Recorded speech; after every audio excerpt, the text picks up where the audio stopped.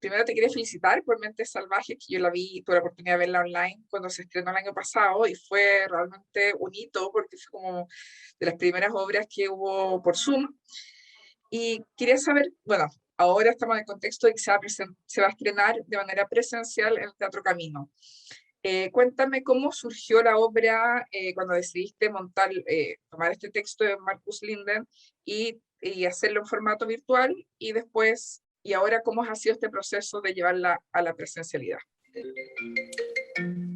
A ver, lo primero es que la obra la conocí a partir de Los Arrepentidos, en el año 2018, perdón, a partir del año 2018, cuando hice Los Arrepentidos, Marcus Linden me entregó esta obra y me comentó además que era una obra que particular, primero por el formato, es una obra corta, no se acostumbra a escribir ese tipo de obras con esa duración, y por otro lado, también él la había presentado en lugares no tradicionales, o sea, no estaba pensada, y ahora recién la está pensando a propósito de que se va a estrenar en Europa una trilogía, en Milán, en París y en Estocolmo, una trilogía, Mentes Salvajes, Los Arrepentidos y la tercera obra de Marcus que yo estreno el próximo año, que se llama La Aventura Invisible, y por primera vez la está pensando para un espacio tradicional, vale decir, un teatro. En ese momento, cuando la estrenó en Estocolmo y luego se dio en Nueva York, eran espacios no tradicionales. Y eso me llamó la atención porque Marcus trabaja con testimonios. La primera cosa que me pareció muy interesante, él busca a las personas que están detrás de esos relatos, se entrevista con esas personas, hace un trabajo de investigación muy interesante con respecto al material que le brinda esas personas y lo que significa lo que esas personas están viviendo, experimentando. Y luego construye una obra, en el caso de Los Arrepentidos fue transcribir el encuentro que estas dos personas tuvieron la primera vez que se conocieron, y con Mentes Salvajes lo que hizo fue vincularse con las personas que padecen esta condición, porque no es una enfermedad, no es un trastorno, es una condición. La medicina todavía no la ha catalogado dentro de las enfermedades, que padecen la condición de ensoñación compulsiva. La ensoñación compulsiva es un raro desconecte de la realidad. Y eso me gustó mucho también, esa extraña desconexión de la realidad que te hace estar prácticamente la mayor parte del día despierto, pero conectado con un mundo que está en tu imaginación, en tu mente, y que tiene casi una vida propia y paralela. Puede ser incluso una persona muy distinta a ti, de otra edad e incluso de otra época. Y estas personas que padecen esta condición están conectados con eso. Eso me pareció súper interesante y súper extraño. Él conoció de esto a través de foros en internet, busca en foros cosas que le parecen interesantes. Él es periodista de formación, entonces encontró este foro, entró y luego contactó a las personas en particular que le parecieron más interesantes, logró contacto con esas personas, les hizo una entrevista a través de Skype, que también eso me sorprendió mucho porque todo se hizo a partir de una plataforma. Él ha conocido de las 5 personas solamente a 2 personalmente y reunió estos relatos, no los hizo hablar entre ellos, como es la obra, que finalmente es una conversación, sino que él construyó el diálogo o la situación dramática, digamos, y luego esto se interpretó, lo interpretaron no necesariamente actores, que eso es otra cosa interesante del teatro de Marcus, que él trabaja con personas que se acerquen a esa verdad testimonial que él quiere presentar. Entonces, con todo esto en la cabeza, yo me quedé muy enganchado y como me entregó la obra en el 2018, yo inmediatamente la traduje. Ahí trabajo con Constancia desde hace mucho tiempo, que es traductora, directora, actriz, y se la pasé inmediatamente a la Constanza. Es algo que a mí en lo personal me parece que es sumamente importante. Yo nunca trabajo a partir de una traducción ya hecha o publicada, sino que me gusta trabajar a través de una nueva traducción, o si hay una muy buena traducción, poder revisarla con el original y que eso lo haga un traductor. Eso me parece que es vital y lo he hecho así desde hace mucho tiempo, cuando comencé a trabajar con textos que no en lengua española. Entonces tenía la obra en carpeta y se suspendió por la pandemia el proyecto que yo tenía para marzo en GAM, que era una obra muy extraña, curiosamente también, y esas sincronías son por decirlo menos, interesante, una obra corta de María Asunción Requena que se llama La Alambrada, que me pareció sumamente interesante. En general, la dramaturgia de María Asunción Requena, una autora un poco desconocida para los chilenos, lamentablemente, porque es una gran autora, tiene una obra en formato corto que descubrió Juan Andrés Piña en la investigación que hizo para la publicación. Bueno, me estoy alargando mucho, pero creo que todo tiene que ver con lo que finalmente hicimos. Esa obra, La Alambrada, es una obra también curiosa y extraña, no debe durar más de 40 minutos, lo mismo que Mente Salvaje, lo mismo que La Voz Humana, que también es otra obra curiosa en un formato extraño, por usar alguna palabra.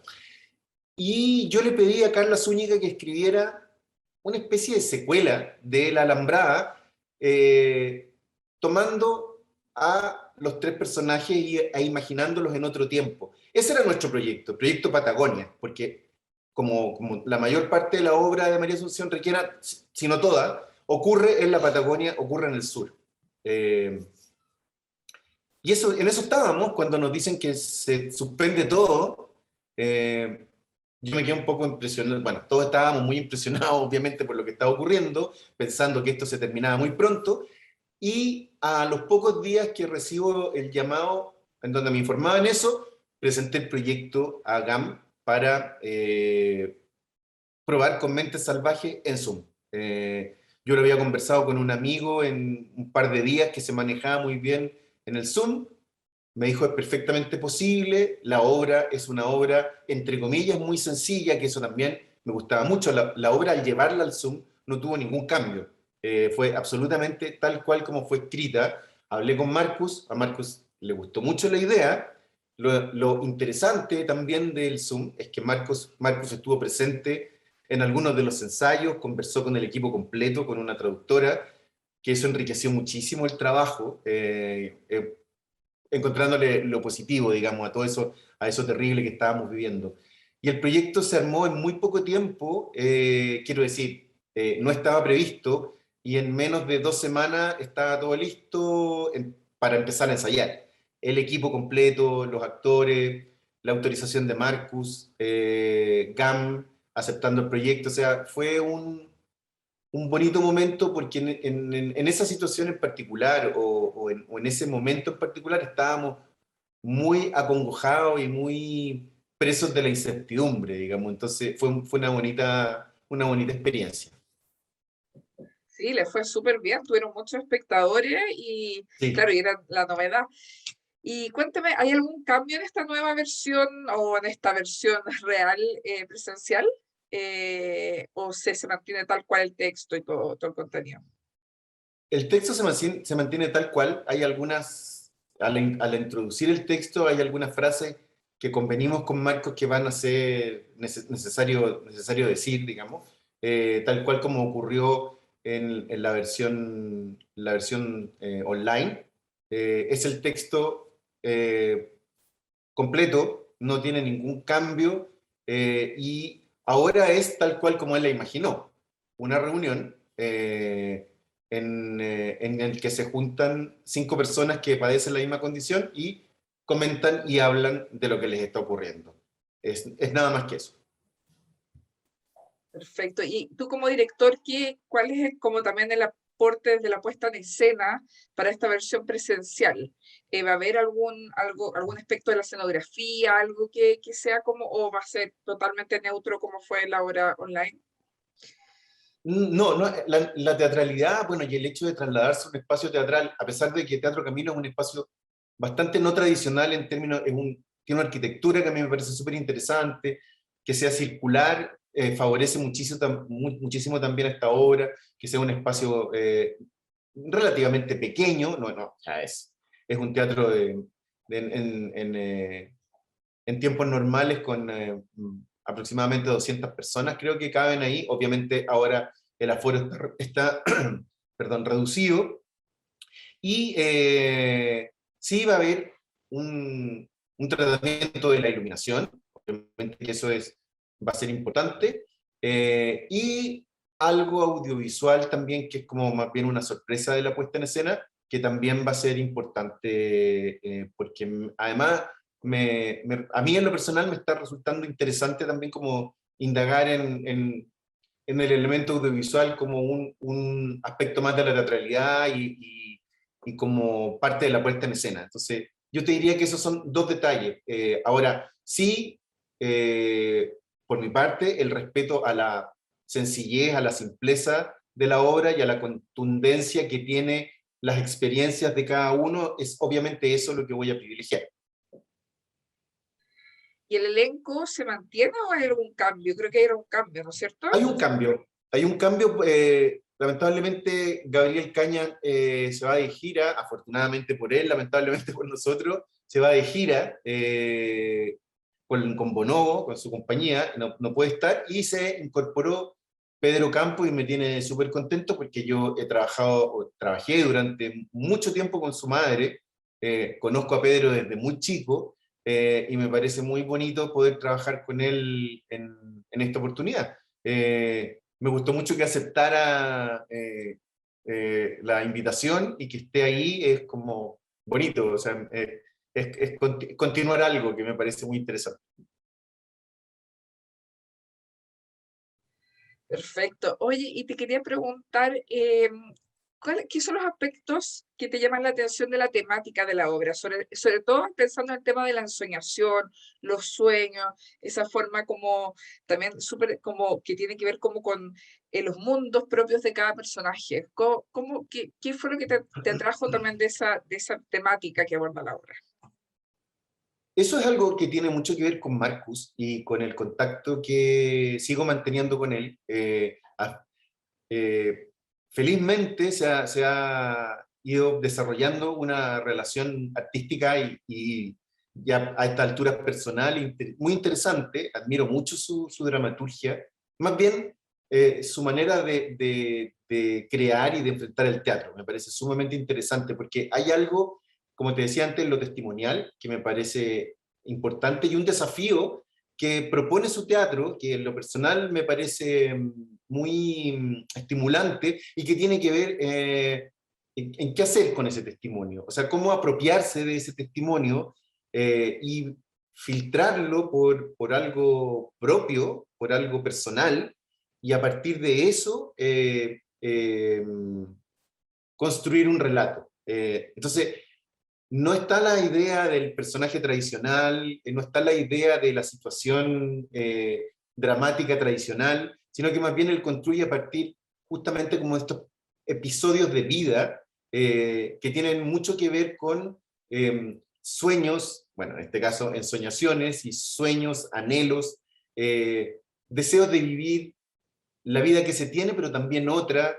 Creo que en ese sentido tiene algo muy, muy, muy, muy contemporáneo y que justamente habla de incertidumbre, de ganas de resolver cosas que son difíciles para todos, digamos. Entonces, creo que hay algo importante en su dramaturgia, en su manera de hacer hablar a esas personas que él captura de alguna forma y que pone en la dramaturgia y que luego lleva a escena a partir de un relato sumamente humano y por lo tanto también muy reconocible. Esa manera también que se ajusta en algo, a una forma de trabajo que yo venía realizando desde hace un tiempo y que justamente tiene que ver con tratar de dejar de lado las herramientas tradicionales de la interpretación, tratar de limpiarla lo más posible y de buscar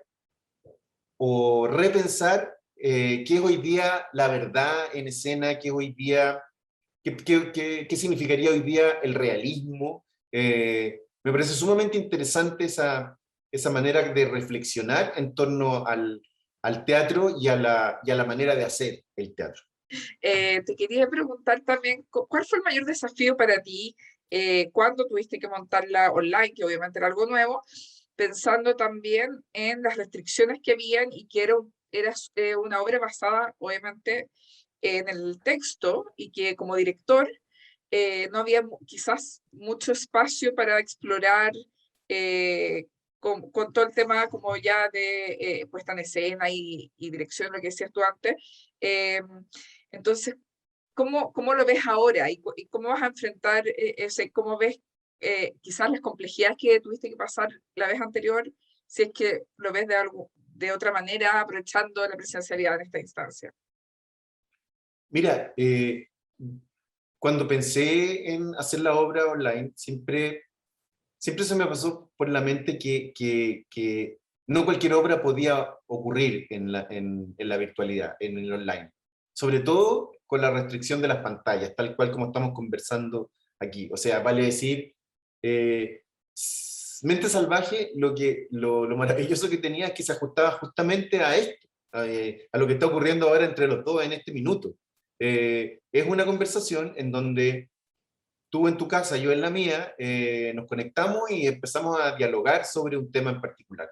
La diferencia, claro, la diferencia la hace el tema y la complejidad de ese tema. Ahora, desde ese punto de vista estaba el encontrar un espacio, el empezar a buscar cómo era nuestro trabajo en esas circunstancias particulares, en el encierro. Por otro lado, también estaba un componente que no deja de ser importante y que para mí y para el resto del equipo fue muy importante, y tiene que ver con el mantenerse en contacto, en comunidad, en esos momentos en donde no podíamos salir, o sea, en esos momentos donde no había ninguna posibilidad de encontrarnos.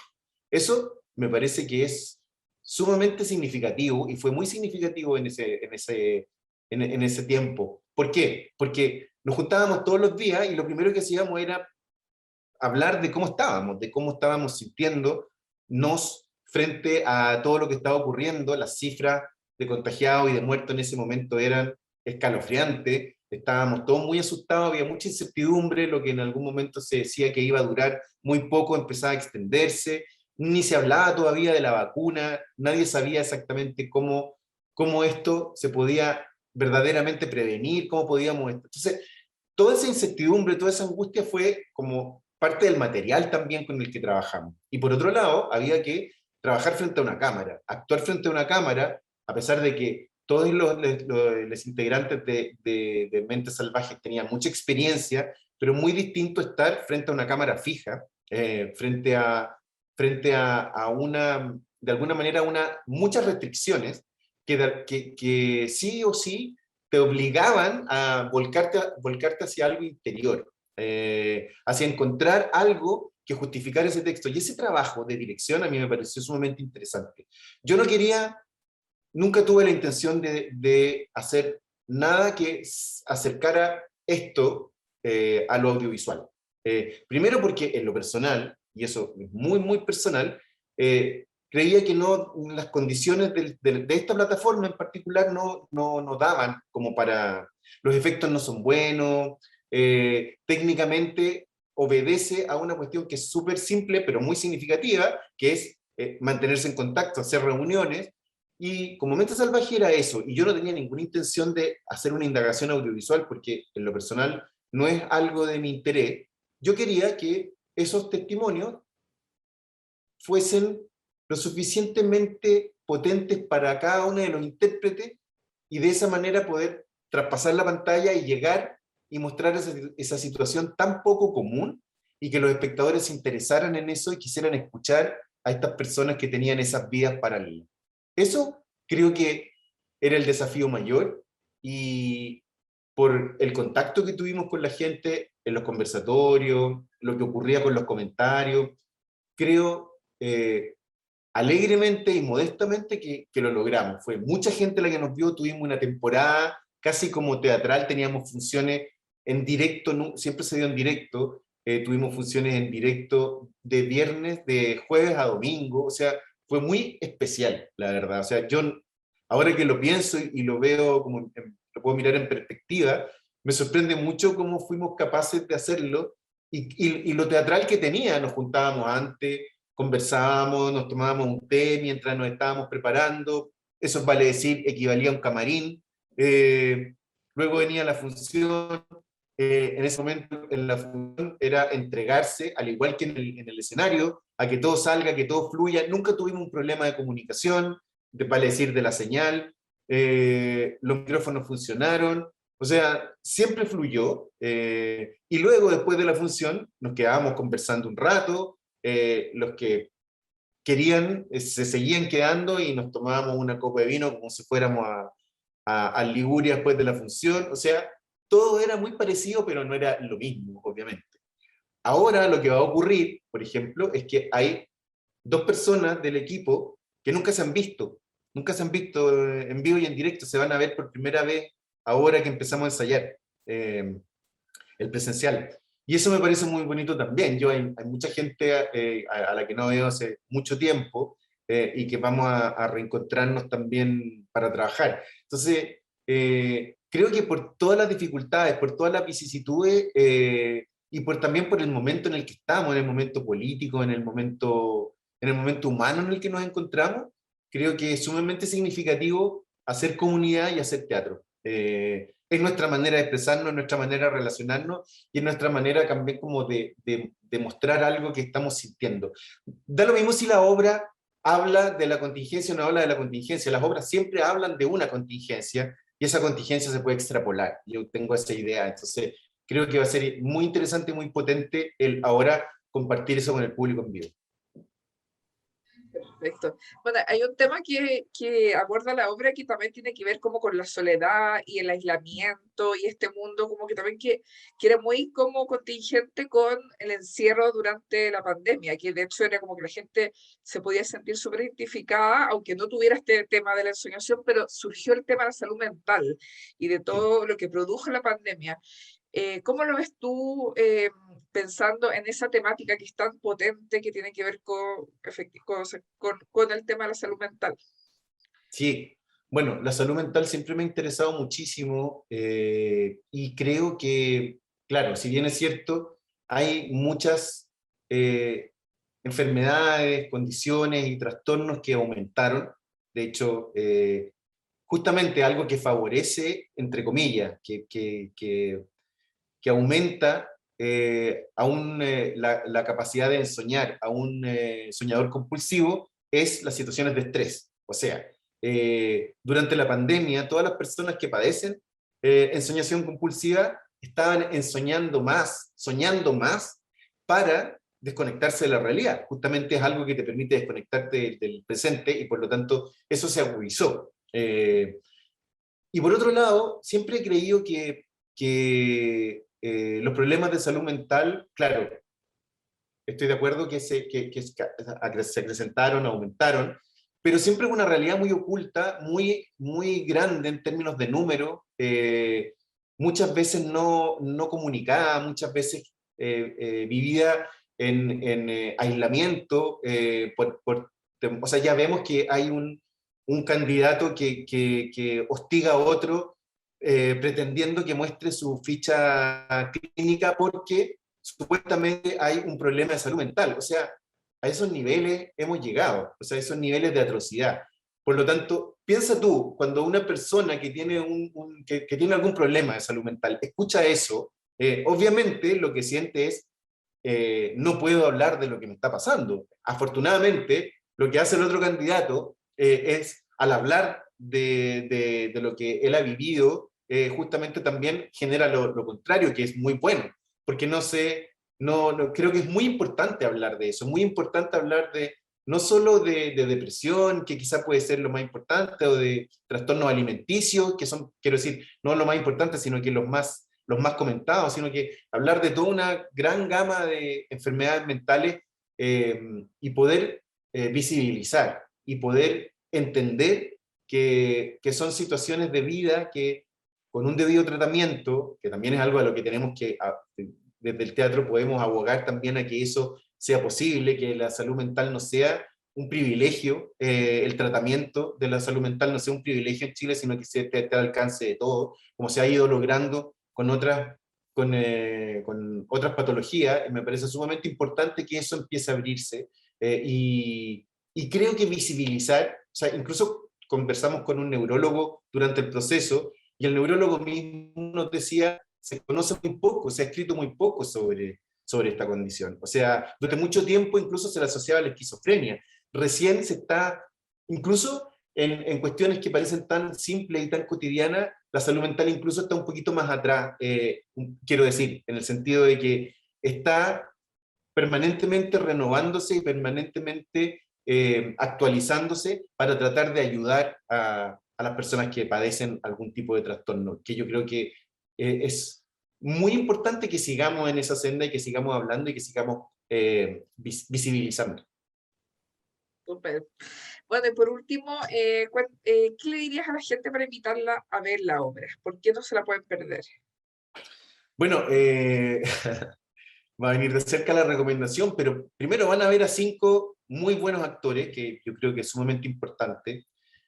Por otro lado, un trabajo hecho desde la dirección con mucho cariño, con mucho respeto al texto, como siempre lo hago, un trabajo del que me siento muy orgulloso, pero hay también un contexto que me parece que es sumamente interesante.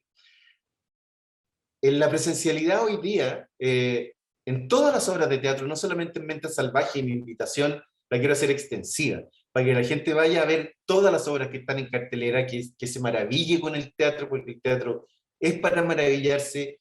Yo ya empecé con la presencialidad, empecé como espectador con la presencialidad y salgo feliz del teatro. Es un momento que uno se regala, efectivamente, objetivamente es un regalo que uno se hace el ir a ver una obra de teatro. Las condiciones son óptimas, hay mucho cuidado, mucha seguridad. Mente Salvaje continúa un trabajo que tiene que ver con los arrepentidos y que es la antesala a la tercera obra de Marcus Linden, que estrena el próximo año, que se llama La Aventura Invisible. Es una buena forma de conocer y seguir conociendo a un autor y de reencontrarnos en el teatro para poder mirarnos, sentirnos, olernos, aunque sea con mascarilla, pero me parece que es sumamente importante porque el teatro nos hace vivir, y creo que es sumamente importante frente a las, no solo frente a la pandemia, sino que frente a todo lo que estamos viviendo, es tener esa actitud vital.